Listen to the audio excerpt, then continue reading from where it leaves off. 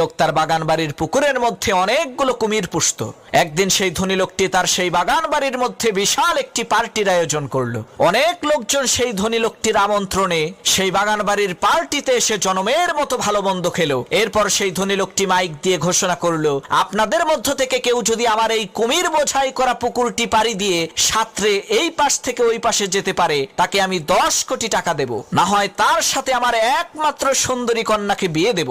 লোকটির কথা শেষ না হতেই পানির মধ্যে ছপাস করে শব্দ হলো। সবাই দেখতে পেলে একজন সাহসী যুবক পুকুরের মধ্যে ঝাঁপ দিয়েছে, আর তাকে ধরার জন্য বড় বড় কয়েকটি কুমির তার দিকে ধেয়ে আসছে। এদিকে সেই যুবক ছেলেটি প্রাণে বাঁচার জন্য তার সমস্ত শক্তিকে একত্রিত করে ঊর্ধ্বশ্বাসে সামনের দিকে সাঁতরে যাচ্ছে।